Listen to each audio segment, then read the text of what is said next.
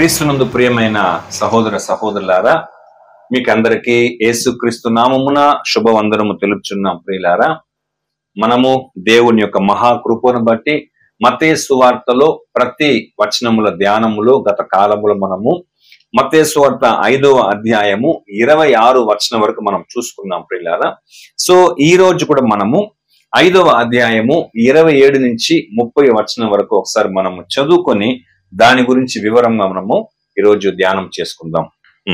వ్యభిచారము చేయవద్దని చెప్పబడిన మాట మీరు విన్నారు గదా. నేను మీతో చెప్పున్నదేమనగా, ఒక స్త్రీని మోహపు చూపుతో చూపు ప్రతివాడు అప్పుడే తన హృదయమందు ఆమెతో వ్యభిచారము చేసిన వాడగును. నీ కుడికన్ను నిన్ను అభ్యంతర పరచిన ఎడల దాన్ని పెరికి నీ యొద్ద నుండి పారవేయుము. నీ దేహమంతయు నరకములో పడవేయబడుట కంటే నీ అవయములలో నొకటి నశించుట నీకు ప్రయోజనకరము గదా.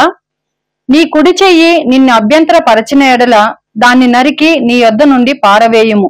నీ దేహమంతయు నరకములో పడకుండా నీ అవయములలో ఒకటి నశించుట నీకు ప్రయోజనకరము గదా. ప్రియులారా, ఈ యొక్క కొండ మీద ప్రసంగములో యేసుక్రీస్తు ధర్మశాస్త్రం గురించి ఆయన తన యొక్క అభిప్రాయాన్ని చెప్పడం మాత్రమే కాకుండా దానిని చాలా వివరించి చెప్తున్నాడు. అంటే నేను దాన్ని కొట్టివేటుకు రాలేదు, కానీ నెరవేర్చకే వచ్చానని చెప్పాడు. అలాగానే నెరవేరుస్తూ ఆయన ఏమంటున్నాడే, కొన్ని విషయాలు చెప్పి నేను మీతో చెప్పున్నదేమనగా అని అన్నాడు. ఎందుకు ఈ మాట అన్నాడు అని మనం చూస్తే, ఆ రోజుల్లో యూదులు ధర్మశాస్త్రమును పైపైనే ఆచరించేదానికి, పైపైనే ధ్యానించి దాని ప్రకారంగా చేసేదానికి ఉన్నారు కానీ ప్రియులారా, బట్ యేసుక్రీస్తు దాని యొక్క మూల బీజము నుండి, ఓకేనా, సో అది ఎక్కడ ప్రారంభం అవుతుందో ఆ ధర్మశాస్త్ర ఆజ్ఞలు నెరవేర్చేదానికి వాటి నుంచి ముఖ్యమైన విషయము తీసుకొని యేసు ప్రభువు వారు అక్కడ మనకు వారికి ఆయన వివరించి చెప్పాడు. ముఖ్యముగా ధర్మశాస్త్రం దేని బేస్ చేసి ఉంది అని మనం చూస్తే 3 విషయాలు: న్యాయమును, విశ్వాసమును, కనికరమును. ఇది ధర్మశాస్త్రములో ప్రధానమైనటువంటి ఆజ్ఞగా ఆయన చక్కగా చెప్తున్నాడు. సో అలా చెప్తూ ఆయన ఏం చెప్తున్నాడంటే, మెయిన్ గా శాస్త్రుల నీతి కంటేను పరిచయుల నీతి కంటేను మీ నీతి అధికముగా లేకపోతే మీరు పరలోకములో ప్రవేశించరు అని చెప్తున్నాడు ప్రియులారా. కాబట్టి ఈ 3 విషయాలకు ఏది న్యాయం విషయంలోను, విశ్వాసం విషయంలోను, కనికరం విషయంలో నెరవేర్చేటువంటి భాగములో 6 కార్యాలను ఆయన ముఖ్యమైనటువంటి ఒక విషయముగా ఉదాహరణగా తీసి చెప్తున్నాడు.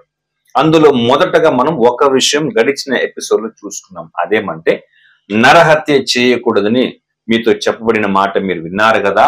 అయితే నేను మీతో చెప్పున్నదేమనగా అని చెప్పి తన సహోదరుని మీద కోపపడువాడు, తర్వాత వ్యర్థుడా అని చెప్పినవాడు, అలాగే ద్రోహి అని చెప్పిన వాడు, ఇంకా తర్వాత సహోదరునితో ఎట్లా వ్యవహరించాలి, ఎలాగా సమాధాన పడాలి, సో ఆ విషయం అంతా చెప్పిన దాని గురించి మనం గడిచిన కాలములో ఈ ధర్మశాస్త్రం ప్రధానమైన 3 విషయము న్యాయమును ఎలాగా నెరవేర్చాలి అనే విషయంలో ఒక్క పాయింట్ గా మనము 21 నుంచి 26 వరకు మనం గత ఎపిసోడ్ లో చూసుకున్నాం. సో ఈ రోజు మనం ఈ 27 నుంచి 30 వచనం వరకు ఏమి రాయబడింది అని మనం చూస్తే, వ్యభిచారము చేయవద్దని చెప్పబడిన మాట మీరు విన్నారు కదా అని చెప్పి నేను మీతో చెప్పున్నదేమనగా అని ఒక ముఖ్యమైన విషయం చెప్తున్నాడు. ఇది కూడా దేనికి సంబంధించింది అంటే, న్యాయమును ఎలాగా స్థాపించి స్థిరపరచాలి, అట్ ద సేమ్ టైం అనీతి చేయకూడదనియు అన్యాయం చేయకూడని కార్యం గురించి ఆయన చక్కగా ఇక్కడ వివరిస్తున్నాడు ప్రియుల. ఓకేనా? సో ఆ 3 విషయంలో ఇది 2వ పాయింట్ గా ఏమంటే, న్యాయమును ఎలాగ చేయాలి, అన్యాయాన్ని ఎలాగ చేయకూడదు, దాన్ని ఎలా ఎదుర్కోవాలని చెప్తున్నాడు.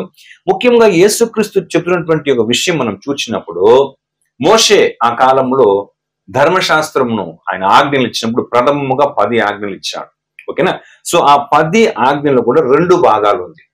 మొదటి 4 ఆజ్ఞలు దేవునికి సంబంధించింది, దేవునికి వాళ్ళు చేయాల్సిన విషయం, దేవునికి సంబంధించి.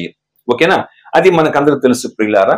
ఆ 4 ఆజ్ఞల మొదటి ఆజ్ఞ, నేను తప్ప మీకు వేరొక దేవుడు ఉండకూడదు. తర్వాత రెండవదిగా ఏ ఒక విగ్రహాలను మీరు చేయకూడదు. మూడవది నీ దేవుడిని యెహోవా నామమును వ్యర్థముగా ఉచ్చరింపకూడదు. నాలుగవది విశ్రాంతి దినమును పరిశుద్ధంగా ఆచరించాలా అని ఈ యొక్క విషయం అంతా చెప్పాడు. ఓకేనా. సో ఇవి 4 కూడా దేవునికి సంబంధించినటువంటి ఆజ్ఞగా ధర్మశాస్త్రము ప్రథమైనదిగా మనం చూస్తున్నాం. ఇది దేవునికి సంబంధించింది. ఓకేనా. ముఖ్యంగా చెప్పాలంటే ఇది ఒక రీతిగా చూస్తే పూర్ణ హృదయముతో, పూర్ణ ఆత్మతో, పూర్ణ బలముతో దేవుని ప్రేమించే ఒక ప్రథమమైనటువంటి ఒక ఆజ్ఞ. ఇక రెండవదిగా మనం చూస్తే ధర్మశాస్త్రంలో 10 ఆజ్ఞల్లో రెండవ భాగం ఎవరితో అని చూస్తే మనుషులతో ఎట్లాగా సంబంధించి జీవించాలా అంటే న్యాయమును మనుషుల మధ్య ఎలాగ న్యాయంగా ఉండాలా, ఎలాగ నీతిగా ఉండాలా అన్న విషయాన్ని మిగిలిన 6 ఆజ్ఞలు చెప్తున్నాడు కదా ధర్మశాస్త్రంలో మోషే. సో దానిని ఏమండి ఇప్పుడు ఈ 6 విషయం ఎలాంటిదంటే మనుషుల మధ్య ఎలాగ న్యాయముగా ఉండాలా, తల్లిదండ్రులను ఎట్లా సన్మానించాలా, మిగతా విషయం తెలుసు కదా, దొంగతనం చేయకూడదు, విగ్రహారాధన చేయకూడదు, వ్యభిచారం చేయకూడదు, అబద్ధ సాక్ష్యం చెప్పకూడదు, పొరుగు అనేది ఏది కూడా ఆశించకూడదు. అంటే దాని అర్థమే అప్పుడు ఈ 6 విషయంలో కూడా మనుషులకు సంబంధించినటువంటి ఎట్లా వ్యవహరించాలా, ముఖ్యంగా న్యాయంగా ఎట్లా వ్యవహరించాలనేది చెప్పాడు. ఇది యేసు ప్రభు న్యూ టెస్టిమెంట్ లో చెప్పినట్టు నిన్ను వలె నీ పొరుగు వారిని ప్రేమించు అన్న ఒక విషయంను డివైడ్ చేసినట్టుగా మనం చూస్తున్నాం ప్రియులారా. ఇక్కడ ఆయన ఏం చెప్పాడంటే వ్యభిచారం చెయ్యవద్దు అని అంటే ఇప్పుడు దీని గురించి మనం తీసుకుంటాం. ఇది ఏమంటే న్యాయం, ధర్మశాస్త్రంలో ప్రధానమైనటువంటి ఆజ్ఞలకు ప్రథమమైనటువంటి ముఖ్యమైన విషయములకు న్యాయమును ఎట్లా నెరవేర్చాలో చూపిస్తాంది ప్రియులారా. యాక్చువల్లీ ఈ వ్యభిచారం అన్నది అనేకమైనటువంటి పాపములతో, ముఖ్యంగా అనేకమైన వ్యభిచారం అనేది ఒక పాపం, అది అనేకమైన కార్యములకు సంబంధించినటువంటి ఒక ఏమండి పాపముగా ఉంది. యాక్చువల్ గా ఇది ఎక్స్ప్లెయిన్ చెయ్యాలంటే చాలా కష్టం అండి నిజంగానే. ఎందుకంటే ఇది ఎలాంటిదంటే ప్రియులారా, వ్యభిచరించేటువంటి వ్యక్తి ఎలాంటివాడు అంటే ఒక నమ్మకం లేనటువంటి ఒక వ్యక్తి. అతడు నమ్మకస్తుడు కానే కాడు. రెండవదిగా అన్యాయం చేసేటువంటి వ్యక్తి.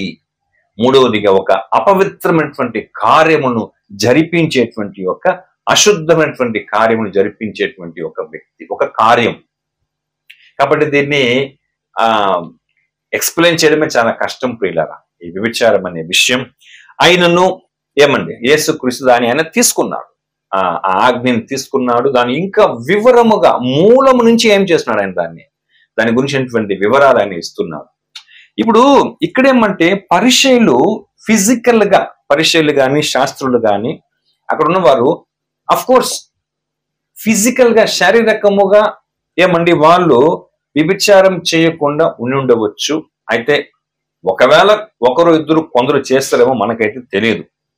కానీ ఇక్కడ ఆ విషయముగా చూచినప్పుడు ఏమండి వీళ్ళు ఎంతసేపు వ్యభిచారం అంటే శరీరము పరశరీరములతో వెళ్ళి, అంటే పరశరీరం అంటే ఎట్లా అంటే వాళ్ళకు సంబంధం లేని వ్యక్తితో వెళ్ళి ఏమండి శరీర సాంగత్యం చేయడాన్ని వ్యభిచారం చెప్తారు కదా. అయితే ఇప్పుడు వీళ్ళు కూడా ఏం చేసేవాళ్ళు, అలాగ బోధించే వాళ్ళే. ఈ పరిచయులు గాని, శాస్త్రులు గాని, ధర్మశాస్త్రోపదేశకులు గాని వీళ్ళదంతా కూడా బోధించే వాళ్ళే. అయితే ఒకవేళ వాళ్ళు చేశారేమో ఎవరికి తెలుసు. రెండవది వీళ్ళు అవుట్వర్డ్ గా బాహ్యముగానే చూస్తారు, కానీ అంతరంగములో కూడా దాని గురించినటువంటి ఆలోచన ఉండకూడదని ప్రభువు యొక్క మాట. అయితే పౌలైతే ఒక చోట్ల డైరెక్ట్ గా చెప్తున్నాడు. సో ఆయన చెప్పడం బట్టి చూస్తే అఫ్ కోర్స్ ఏమో అలాగ చేసిన వాళ్ళు ఎవరినో కలరేమో మనకు తెలియదు. చూడండి, రోమపత్రిక 2వ అధ్యాయము 21 నుంచి 24 వరకు పౌలు యొక్క మాట ఏమో చూద్దాం. రోమపత్రిక 2వ అధ్యాయము 21 నుంచి 24 వరకు చదువుకుందాం. ఎదుటి వానికి బోధించు నీవు ఉమ్, నీకు నీవే బోధించుకొనవా? ఉమ్, దొంగిల వద్దని ప్రకటించు నీవు ఉమ్, దొంగిలదవా? ఉమ్, వ్యభిచరింపవద్దని చెప్పు నీవు ఉమ్, వ్యభిచరించదవా? ఉమ్, విగ్రహములను అసహించుకొను నీవు ఉమ్, గుళ్లను దోచదవా? ఉమ్, ధర్మశాస్త్రమందు అతిశయించు నీవు ఉమ్, ధర్మశాస్త్రము మీరుట వలన ఉమ్, దేవుని అవమానపరచదవా? ఉమ్, వ్రాయబడిన ప్రకారము ఉమ్, మిమ్మును బట్టియే గదా ఉమ్. దేవుని నామము అన్ని జనుల మధ్యను దూషింపబడుచున్నది. ఇప్పుడు బోధించే వాళ్ళ గురించి చెప్తున్నాడంటే అక్కడ బోధించేది ఎవరు? పరిచయులు, సద్దుకయులు, ధర్మశాస్త్ర ఉపదేశకులు కదండి ఇవన్నీ చెప్పేది కూడా. ఎంత బాగా చెప్తున్నాడు 21, ఎదుటి వానికి బోధించి నీవు నీకు నీవే బోధించుకొనవా?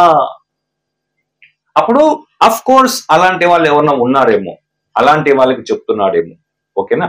ఇది ఇక తీసుకుంటే యేసు ప్రభువులు చెప్పినటువంటి విషయం బట్టి మనం చూసుకుంటే లిటరల్ గానే శరీరంతో ఏమండి చేసేటువంటి వాళ్ళకి మాత్రం కాదు, కానీ ఇది చాలా మంది చేయరండి. కానీ యేసు ప్రభు ఇంకా లోపలికి వెళ్ళి ఎలాంటి విషయం చెప్తున్నాడు? మత్తయి 5:28 నేను మీతో చెప్పున్నదేమనగా ఆయన ఏం చెప్తున్నాడు అక్కడ? నేను మీతో చెప్పున్నదేమనగా ఒక స్త్రీని మోహపు చూపుతో చూచు ప్రతివాడు అప్పుడే తన హృదయమందు ఆమెతో వ్యభిచారము చేసిన వాడగును. అదండి, చాలా వివరముగా పర్టికులర్ గా చాలా జాగ్రత్తగా ఎట్లా ఈ వ్యభిచారం అనేటువంటి విషయంలో న్యాయముగా ఎలా ఉండాలన్నటువంటి బీజము నుంచి, విత్తనము నుంచి, చాలా స్టార్టింగ్ మెజర్ నుంచి ఏం చేస్తున్నాడు యేసు ప్రభుల వారు చాలా కరెక్ట్ గా వండర్ఫుల్ గా చెప్తున్నాడు. ఏమండి, నేను మీతో చెప్పున్నదేమనగా ఒక స్త్రీని మోహపు చూపుతో చూచు ప్రతివాడు, ఏమండి, మోహపు చూపుతో చూచు ప్రతివాడు, చూసేది ఉంది కానీ వేరే రకమైనటువంటి చూపు, మోహపు చూపుతో చూచు ప్రతివాడు అన్నాడు. ఇది ఒకటి పాయింట్. నెంబర్ 2, అప్పుడే ఆ చూసే సమయంలో అప్పుడే తన హృదయమందు ఆమెతో వ్యభిచారం చేసిన వాడగును. తన హృదయమందు అప్పుడే అంటే ఇది అదే చెప్తాను కదా, మీకు ఎక్స్ప్లెయిన్ కి చాలా డిఫికల్ట్ గా ఉంటుంది ఇది, కానీ మనము ధ్యానం చేసుకోవాలి. ఇప్పుడు చూడండి ప్రియులారా, ఆ దురాలోచనతో, చెడ్డ ఇచ్ఛతో, చెడ్డ ఆశతో, చెడ్డ ఆలోచనతో చూసేటువంటి వాళ్ళు ఏమండి, అలాంటి వాళ్ళు చాలా డెప్త్ కి రకరకాలైనటువంటి పరిస్థితికి వెళ్ళిపోతారు ప్రియులారా. ఫర్ ఎగ్జాంపుల్ చూడండి, ఇప్పుడు మనం చూస్తాం, ఇప్పుడు ఆహారం చూస్తాం, లేదా కొన్ని వస్తువులు చూస్తాం, కొన్ని వాహనాలు చూస్తాం. అఫ్ కోర్స్ అది ముందర లేక ఉండొచ్చు, ఎదుటి మనం చూసి ఉండొచ్చు. సో దాన్ని అంతా ఆశించడం జరుగుతుంది. అయితే అలాంటివి ఏమి పాపం అయితే కాదు. అంతెందుకండి, ఇప్పుడు ఒక స్త్రీని చూచి ఆమె అందంగా ఉంది అని చెప్పినంత మాత్రాన అది కూడా ఏం కాదు, అది పాపం కూడా కాదు. అలాగనే ఇప్పుడు కొంతమంది వర్ణిస్తారు, ఏమండి ఆ అమ్మాయి బాగుందా, అమ్మాయి నచ్చిందా. ఎక్కువగా ఇది ఎక్కడంటే పెళ్లి చూపులు జరుగుతుందండి. ఓకేనా? అప్పుడు పెళ్లి కొడుకు ఒక్కడ మాత్రం కాదు నచ్చేది, వాళ్ళ తల్లిదండ్రులకి, వాళ్ళ అన్నదమ్ములకి, వాళ్ళ అక్కచెల్లెలకి, వీళ్ళందరూ కూడా అప్పుడు ఏం చేస్తారు, ఒక ఫోటో చూస్తారు, బాగా అంత అంశంగా ఉందబ్బా అంటే ఎట్లంటే ఒక ఆ సౌందర్యాన్ని, ఆ అందాన్ని చూసి ఏం చేయాలంటే అవుట్వర్డ్ గా బాగొద్ది అని ఒక సర్టిఫికెట్ ఇచ్చేది వేరే. ఇదంతా కూడా పాపపు దృష్టికి రాదండి. అయితే ప్రియులారా, ఆ ఎదుటి స్త్రీని చూచి ఆస్వాదించి చెడ్డ ఇచ్ఛతో వాళ్ళని ఆస్వాదిస్తూ ఉంటారు చూసినారా, అలాంటిది. రెండవది, అది చూస్తూ చూస్తూ చూస్తూ వేరే కోణంలో ఒక థాట్స్, ఒక థింకింగ్ కి వచ్చి ఆమెను ఎలా, ఆ అందాన్ని ఎలాగైనా అనుభవించాలనుకుంటారు చూసినారా, చూపులోనే. 27వ వచనంలో వ్యభిచారం అంటే శరీరకంగా చేసేటువంటి స్టేజ్ కాదు, చూపుతోనే అని అనుకునేటువంటి ఆ కార్యాన్ని యేసుప్రభు ఏం చేస్తున్నాడు, ఖండిస్తూ చెప్తున్నాడు ప్రియులారా. ఏమంటే అది పాపము, ఆ స్టేజ్కి రాకూడదు. శరీరం సాంగత్యమే కాదు, కానీ చూపు, మోహపు చూపుతోనే, మోహపు ఆస్వాదించేటువంటి ఆ దృక్పథంతో ఏం చేయకూడదు, చూస్తే అదే పాపము చెప్తున్నాను. చూడండి, యాకోబు రాసిన పత్రిక 1వ అధ్యాయము 14-15 చదవండి. యాకోబు 1:14-15. ప్రతి వాడును తన స్వకీయమైన దురాశ చేత ఈడ్వబడి. చూడండి, ప్రతి వాడు తన స్వకీయమైన, తన సొంతంగా కొన్ని ఆశలు వస్తాయి. స్వకీయమైన, అందుకే చూడండి, ఆశ వేరే, దురాశ వేరే. ఓకేనా? సో ఆశకి బోల్డ్ గా బాగుందని చెప్పడం. దురాశ ఏమంటే దాన్ని ఏదో ఒక రీతిగా పొందినట్టు ఫీల్ అవ్వడం, పొందుకోవాలని తాపత్రపడడం. కాబట్టి ప్రతివాడు తన స్వకీయమైన దురాశ చేతనే ఈడ్వబడి మరులు కొల్పబడిన వాడై శోధింపబడును. దురాశ గర్భము ధరించి పాపమును కనగా పాపము పరిపక్వమై మరణమును కనును. సో అప్పుడు ఎక్కడే మనం జాగ్రత్త పడాలంటే ఆశ అన్నది వస్తుంది, చూసారా? అక్కడే మనం జాగ్రత్త. ఎందుకంటే ఫస్ట్ ఆశ వస్తుంది. ఆ ఆశ మనలో దాని యొక్క తీరును పెంచేటప్పుడు ఏమవుతుందంటే దానికి మనం పాపము చేసేటువంటి విధముగా అది క్రియేట్ చేస్తుంది. దాని పవరు అలాంటిది ప్రియులారా. సో అది శోధన. ఓకేనా? ఎంత క్లియర్ గా ప్రతి వాడు తన స్వకీయమైన దురాశ చేత ఈడ్వబడి, దురాశ చేత ఫస్ట్ ఏమవుతున్నాడు? ఈడ్వబడుతున్నాడు. ఈడ్వబడిన వాడు తర్వాత ఇంకేదో చేపడుతున్నాడు. మరలు కోల్పబడిన వాడే ఏం చేస్తుందండి? పాపము చేస్తాడు. ఓకేనా? పాపం గర్భం ధరించి పరిపక్వం ఏమైపోతుందండి? మరణమును కంటుంది ప్రియులారా. సో దాన్ని మనం ఏం చేయాలా? జయించాలా. ఇప్పుడు ఒక వస్తువును చూసి అది బాగుంది అని చెప్తున్నాం, అంతవరకు ఓకే. అయితే అది కావాలి అని వ్యామోహం చెంది దురాశ పడడము, అది పాపపు లిస్టులో వస్తుంది ప్రియులారా. సో యేసుక్రీస్తు కూడా వాస్తవంగా మనలాగానే శోధించబడ్డాడు. ఆయన కూడా మనలాంటి రక్త మాంసమును గలవాడే, మనలాగానే యేసు ప్రభు కూడా శోధించబడ్డాడు. కానీ ఆయన ఏం చేయలేదండి? ఎక్కడ కూడా పాపమే చేయలేదు. పాపుల్లో చేరక ప్రత్యేకముగా ఉన్నవాడును, పవిత్రుడును, నిష్కల్మషుడును, నిర్దోషమైనటువంటి వాడే మన ప్రభు అయిన యేసుక్రీస్తు. కాబట్టి మెయిన్ గా ఏమంటే శరీర సాంగత్యం చేయకూడదు, మోహపు చూపుతో చూడకూడదు. అలాగనే అది ఆ ఒక ఫీలింగ్ తో ఏం చేయకూడదండి? చూడకూడదు. నేను చెప్తున్నాను ప్రియులారా, ఆ ఒక ఉద్దేశముతో చూడకూడదు. ఎందుకంటే ఈ రోజు చూడదని ప్రారంభిస్తాడు, నెక్స్ట్ ఆస్వాదిస్తాడు, నెక్స్ట్ ఉద్దేశిస్తాడు, తర్వాత ఏమవుతుంది? అది రోజుకి ఏమైపోతుందని. దొంగతనం చేసేవాడు కూడా ఫస్ట్ ఏకదం పోతానే పెద్ద క్రైమ్ చేసేడు. చిన్నదిగా చేస్తూ స్మోక్ చేసేవాళ్ళు చూడండి, రావడమే చైన్ స్మోకర్ అయిపోరండి. డ్రింక్ చేసేవాడు చూడండి, రావడమే వాడు పెద్ద పీప అయిపోడు. కొంచెంగా. సో దాని బీజం లెవెల్ నుంచి యేసు ప్రభు వారు క్లియర్ గా చెప్తున్నారు ప్రియులారా. ఓకేనా? రెండవదిగా ఏమండి, ఇప్పుడు జనరల్ గా అప్పట్లంతా ఏమంటారంటే ఏది ఇప్పుడు ధర్మశాస్త్రంలో నీ పొరుగువాని భార్యను ఏమండి ఆశించకూడదు, పొరుగువాని దేన్ని ఆశించకూడదు అని చెప్పాడు కదా. అయితే ఆ రీతిగా మనం చూసినప్పుడు ప్రియులారా, ఇక్కడ మనం చూస్తే ఆ ఆలోచన రావడమే మనకు డేంజర్ అని ప్రభులు వారు చెప్తున్నాడు.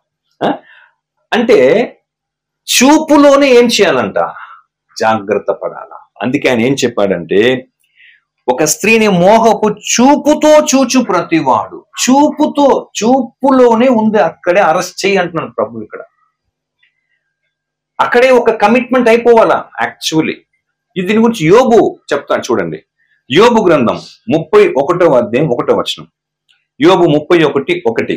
నేను నా కన్నులతో నిబంధన చేసుకొంటిని, కన్యకను నేనేలాగు చూచుదును. చూసారా? నేను నా కన్నులతో నిబంధన చేసుకుంటుని, కన్యకను నేనేలాగు చూచుదును. అలా ఉంది కదా. ఈజీ టు రీడ్ వర్షన్ ఎలా ఉంది తెలుసా? నేను చదువుతాను చూడండి.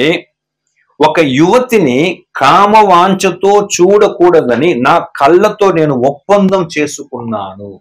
ఒక యువతిని కామవాంఛతో చూడకూడదని నా కళ్ళతో నేను ఒప్పందం చేసుకున్నాను. కాబట్టి ఇక్కడ శాస్త్రులు, పరిచయులు లిటరల్ గా వాళ్ళు ఏమండి వ్యభిచారం చేస్తుండ్రు. ఆఫ్ కోర్స్ మోహపు చూపుతో చూసేటువంటి కార్యం చేసి ఉండొచ్చు కదా ప్రియులారా. అందుకే యేసు చెప్పాడు క్లియర్ గా, ఏమని? మోహపు చూపుతో చూచేవాడు అప్పుడు తన హృదయం ముందు ఆమెతో ఏం చేసేస్తాడు? వ్యభిచారం చేశాడు. ఓకేనా? అందుకే చెప్తున్నాను చూడండి, అలాగా ఒక పరిస్థితి ఏర్పడితే మీరేం చేయాలా అని ప్రభు చెప్తున్నాడు.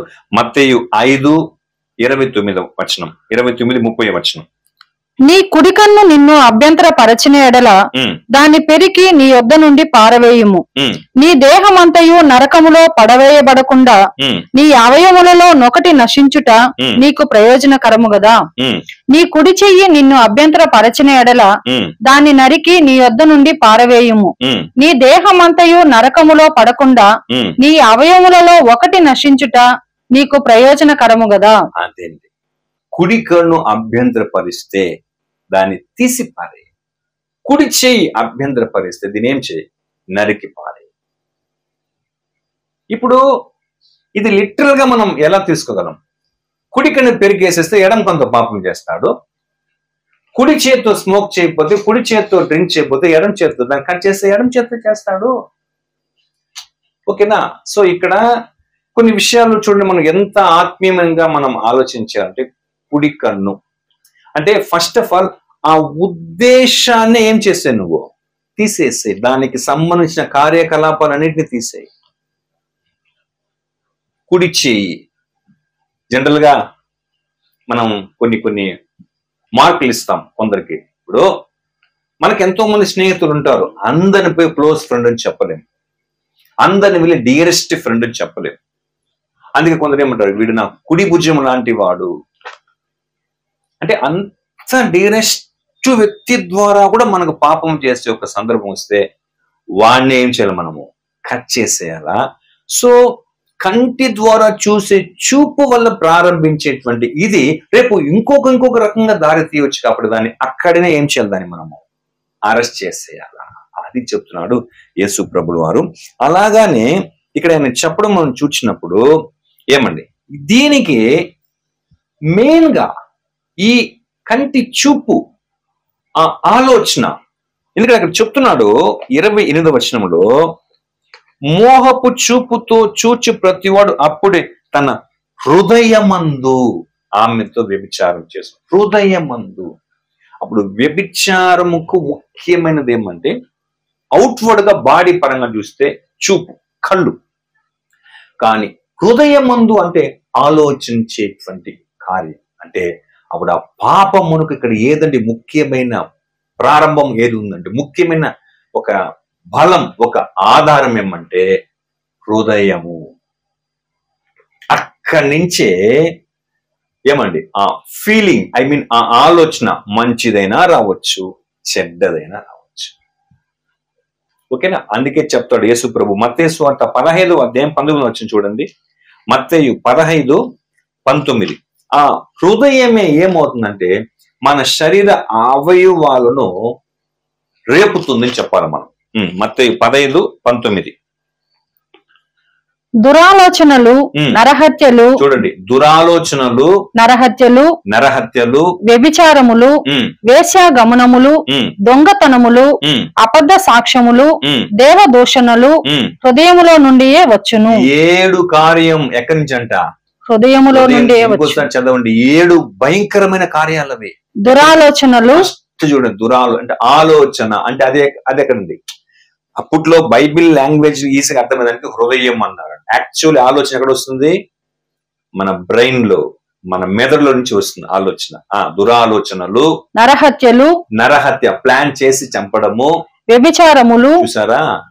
వ్యభిచారము, వేశ్యాగమనములు, దొంగతనములు, అబద్ధ సాక్ష్యములు, దేవదూషణలు హృదయములో నుండియే వచ్చును. కాబట్టి హృదయంలో నుండి వస్తుంది. అప్పుడు ఈ హృదయమే ఏం చేస్తుందండి? మన బాడీ పార్ట్స్ అన్నిటినీ కూడా అదిదా ఏమండి యాక్టివేట్ చేస్తా ఉంది. ఓకేనా? అదిదా రేపుతుంది అని మనం మన శరీర అవయవాలను అదిదా పాపం చేసేదానికి రేపేటువంటి ఒక ముఖ్యమైన ఆర్గన్, ఆయుధమని, ఒక అవయవం అని చెప్పచ్చు. సో దానికి ఈ కన్ను ఏమైపోతా ఉంది? బానిసైపోతుంది. అందుకే నీ కుడి కన్ను అభ్యంతరపరుస్తున్నాడు. ఈ చెయ్యి ఏమవుతా ఉంది? బానిసే. లిటరల్ గా చూస్తే. ఎందుకంటే ఇప్పుడు కొన్ని విషయాలు లిటరల్ గాను మనం స్టడీ చేయాలా, ఆత్మీయమైనటువంటి కోణంలో ఆత్మీయ ఆలోచనతో కూడా మనం ఏం చేయాలి, విషయాలు మనము స్టడీ చేయాలి ఫ్రెండ్స్. సో ఇది ఏం చేస్తుందంటే ఏమండి, అది ఆ హృదయం యొక్క కంట్రోల్లో, ఆ హృదయం చెడినదైతే చెడినటువంటి హృదయం యొక్క కంట్రోల్లో ఈ అవయవం అంతా కూడా ఏమైపోతుంది, దానికి బానిసైపోతాం. ఓకేనా? అందువల్ల అదేమవుతుందంటే ప్రియులారా, బ్లైండ్ అయిపోతుంది. అది ఏం దాని దాని తర్వాత అది ఏమవుతుంది అనేదంతా బానిసైపోతుంది అంతే. ఆ హృదయానికి అవయవం అంతా కూడా బానిసైపోతుంది. అందుకే ఇక్కడ చెప్తున్నాడు ప్రభువు ఈ 29:30లో చెప్తున్నాడు, నువ్వేం చేయి, దాన్ని కన్ను, తర్వాత చెయ్యి. అంటే మనం బాగా ఆలోచించేయాలా. కన్ను అని అంటే ప్రియులారా, ఇక్కడ ఇంకోటి కూడా మనం ఆలోచన చేయాలా. కన్ను అని అంటే థాట్స్, ఓకేనా? చెయ్యి అంటే పని, వర్క్స్, ఓకేనా? సో అందుకే దాన్ని అక్కడనే కట్ చేసి తీసేసేయి. ఇప్పుడు మనం చూడండి, కన్నులో మనం ఎవరమో ఆలోచించేయము, కానీ కన్నుని బైబిల్లో ఏమని చెప్తుంది, కన్ను అనే విషయాన్ని, నాలెడ్జ్. ఓకేనా? యాక్చువల్లీ ఆదాము పాపం చేసిన తర్వాత ఆదాము కన్నులు తెరువబడిందని ఉంది. అంటే దాని అర్థం ఏమో, ఆదాము అంతవరకు గుడ్డోడా? అంతవరకు ఎప్పటికీ ఆదాము కన్ను ఉంది ప్రియులారా. ఆదాము కన్నులు తెరవబడింది అని అంటే వాళ్ళకి అప్పుడే ఆ నాలెడ్జ్ వచ్చింది, ఏది మంచి ఏది చెడు. సో ఆ ఒక ఫీలింగ్, తాము దిగంబరులుగా ఉన్నాము అని ఎప్పుడు తెలుసుకున్నారు? ఎప్పటి నుంచే వాళ్ళు దిగంబరులే, కానీ ఆ ఆజ్ఞ అతిక్రమించి వాళ్ళు పాపం చేసిన తర్వాత వాళ్ళ మనోనేత్రం ఏమేమైందండి, ఆ కన్ను ఏమైందండి, వాళ్ళది తెరవబడింది ప్రియులారా. ఏది ఏమండి అంటే దానికి ఆ రీతిగా మనం చూసినప్పుడు హార్ట్ ఏమవుతుంది, దానికి ఏమండి యూజ్ అవుతుంది ప్రియులారా. ముఖ్యంగా ఒక ఈ హృదయం అనేది ఒక టూల్ లాగా, ఒక ఆయుధం లాగా ఏమవుతుంది అక్కడ, అది ఉపయోగపడుతూ ఉంది. అది మనం బాగా గుర్తించాల. ఓకేనా? ఈ చూపు అన్నది హృదయము ఏమండి ఈ కంటిని ఎలాగంతా యాక్టివేట్ చేస్తుంది తెలుసా, అది ఎలాగంతా ఉపయోగిస్తుందంటే బైబిల్లో చాలా విషయంలో ఏమండి హృదయము కంటిని యూజ్ చేసి పాపం చేయించింది. చూడండి, ఫర్ ఎగ్జాంపుల్ ఆదికాండం 39:7 చదవండి. ఆదికాండం 39:7. అటు తరువాత అతని యజమానుని భార్య యోసేపు మీద కన్ను వేసి, చూడండి, పోతిఫర్ భార్య యోసేపు మీద కన్ను వేసి తనతో శయనించుమని చెప్పెను. అది అక్కడ ఆమె చెడిన హృదయము ఆ కంటిని ఏం చేస్తా ఉందండి, యోసేపుని చూచి మోహించేలాగా చేసింది. ఓకేనా? నెక్స్ట్ న్యాయాధిపతుల గ్రంథం 16:1. న్యాయాధిపతులు 16:1. తరువాత సంసోను గాజాకు వెళ్లి వేశ్యను ఒకతను చూచి ఆమె యొద్ద చేరెను. వేశ్యను ఒకతను ఏం చేస్తాడు, చూచాడు. ఒక చూడకూడనటువంటి ఒక ఉద్దేశంతో ఏం చేస్తాడు, చూచి ఆమెతో చేరాడు. తర్వాత 2 సమూయేలు గ్రంథం 11:2. 2 సమూయేలు 11:2. ఒకానొక దినమున ప్రొద్దు గ్రుంకు వేళ దావీదు పడక మీద నుండి లేచి రాజనగరి మిద్దె మీద నడుచుచు పైనుండి చూచుచుండగా స్నానము చేయు ఒక స్త్రీ కనబడెను. కాదండి, పైనుండి చూచుచుండగా. సో వీళ్ళ పాపమునకు కారణం ఈ కంటి చూపు. దానికి మెయిన్ ఏదండి, హృదయం. తర్వాత పేతురు రాసిన 2వ పత్రిక 2:14. 2 పేతురు 2:14. వ్యభిచారిని చూచి ఆశించుచు పాపము మానలేని కన్నులు గలవారును. చూసారా, వ్యభిచారిని చూచి ఆశించుచు పాపము మానలేని కన్నులు గలవారును అస్థిరులైన వారి మనస్సులను మరులు గొల్పుచు లోభత్వమందు సాధకము చేయబడిన హృదయము గలవారును శాపగ్రస్తులనై ఉంది. బాగా మళ్ళా కనెక్ట్ అయింది చూసండి. ఆ చూపుకు అన్నిటికీ ఏది దానికి కారణం అప్పుడు హృదయం అనేటువంటి విషయం. కాబట్టి యేసు చెప్తున్నాడు ఏమండి, నీ కన్ను చెప్పినట్టు, నీ చెయ్యి చెప్పినట్టు. అంటే ఇవన్నిటినీ ఇది చెయ్యమని చెప్పేది ఏదంటే హృదయం చెప్తుంది కదా. సో దాని ప్రకారంగా నువ్వు నడవవద్దు. నువ్వు పరమునకు వెళ్ళాలంటే వీటిని ఏం చేయాలి, ఫస్ట్ నువ్వు కంట్రోల్ చేసి దాన్ని నువ్వు పూర్తిగా తొలగించు. అంటే అలాంటి ఫ్రెండ్షిప్ కానీ, అలాంటి కార్యం కానీ, ముఖ్యంగా అలాంటి కార్యాలు నువ్వు చేయకూడదు. ఎందుకంటే దేవుడు చెప్పింది నీతితో న్యాయముతో జీవించమని దేవుడు చెప్పాడు. అదిదా యేసు ప్రభు క్లియర్ గా ధర్మశాస్త్రం బలపరిచి ఆయన క్లియర్ గా చెప్తున్నాడు పిల్లరా. కాబట్టి మనం తప్పుగా నడిపించేది ఏదైనా సరే దాని ఏం చేయాలి, మనం కట్ చేసేయాలి. ఆ రీతిగా అప్పుడున్నటువంటి వాళ్ళు ఈ పరిశీలు కానీ సద్దుకలు కానీ వీళ్ళంతా ఏం చేసేవాళ్ళంటే ఏమండి, శరీరముతో వ్యభిచారం చేయకుండా ఉంటారండి. అయితే అఫ్ కోర్స్ ఒకవేళ వీళ్ళు ఏం చేసినచ్చు, ఎందుకంటే చూపుతో చేసిన కార్యాలు మంచి వాళ్ళు ఇంతమంది చేసేసారే. అక్కడ పోతిఫరు భార్యని పక్కన పెట్టండి. తర్వాత చూస్తే మనము ఏమండి, సంసోను ఎంత మంచివాడు, ఒక జడ్జి కదా అతను ఏం చేశాడో. దావీదు ఎవరు, ఒక మంచివాడు కదా, అతడేం చేశాడో. ఓకేనా. సో ఆ రీతిగా వాళ్ళు చూచినప్పుడే వాళ్ళకు ఒక వ్యామోహం వచ్చింది. ఓకేనా. అదిదా ప్రభు చెప్తున్నాడు. అంటే ఇది న్యాయం కాదు. నువ్వు శరీరముతో సాంగత్యం చేయకుండా ఉన్నంత మాత్రాన గొప్ప కాదు, కానీ ధర్మశాస్త్రంలో ప్రథమమైనటువంటి విషయంలో న్యాయమును మత్తయి 23:23 చెప్తున్నట్టు వాళ్ళు చిన్న విషయం చేస్తున్నారు కదా, ఓకే, అది చేసేది మంచిదే, కానీ ధర్మశాస్త్రం ప్రధానమైన విషయాలు 3 ఉన్నాయి కదా, ముఖ్యమైనవి కొన్ని ఉన్నాయి కదా. అందులో న్యాయము, విశ్వాసము, కనికరము. ఇది చెయ్యాలా. ఇది దానిని మానకుండా దేనిని చెయ్యాలా అని ప్రభు చెప్పినట్టుగా శరీరంతో సాంగత్యం చేయకుండా ఉన్నంత మాత్రాన గొప్ప కాదయ్యా. అది మాత్రమే న్యాయం కాదు, అంత మాత్రం ధర్మశాస్త్రం నెరవేర్చినట్టు కాదు. ధర్మశాస్త్రం నెరవేర్చే దాంట్లో బలమైనటువంటి విధం ఉండాలంటే చూపుతో నువ్వు ఏం చేయకూడదు, మోహపు చూపుతో ఒక స్త్రీని మోహపు చూపుతో చూస్తే అప్పుడే నీ హృదయం ఏం చేయనున్నావో ఆమెతో వ్యభిచారం చేసినట్టు. ఓకేనా. సో ఆ విషయంగా న్యాయంగా ఉండండి, నీతిగా ఉండండి, ఇది చెయ్యకూడనిది అని ఏం చేస్తున్నాడు, ఒక మంచి ఒక గొప్ప విషయాన్ని చెప్తున్నాడు. ఆ రీతిగానే ప్రియులారా, ఎందుకంటే ఆ ఆజ్ఞంతా వాళ్ళు పాటించాలా. ఓకేనా. సో యేసు వచ్చి ఇంకేం చెప్తుంటే దాన్ని పాటించాలా. నేను కూడా దాన్ని ఏమి కొట్టివేసేది రాలేదయ్యా, నెరవేర్చడానికి వచ్చాను అని చెప్పి దాన్ని ఇంకా ఏ రేంజ్ లో నెరవేర్చాలంటే, ఎందుకంటే మీరు సునాయాసంగా దాని అన్నింటినీ పక్కన పెట్టేస్తారు, న్యాయాన్ని, విశ్వాసాన్ని, కనికరాన్ని. అట్లా కాదు, ఇంత బలమైనటువంటి పరిధిలో మీరు ఏం చేయాలి, దాన్ని నెరవేర్చేవారుగా ఉండాలని చెప్తారు. ఆ రోజుల్లో యూదులైతే ఏమి, ఈ రోజు క్రైస్తవులైతే ఏం ప్రియులారా. ఓకేనా. ఇప్పుడు ధర్మశాస్త్రంలో ఈ 3 విషయాలు ఏ యుగమైనా ఇది మారదు కదా.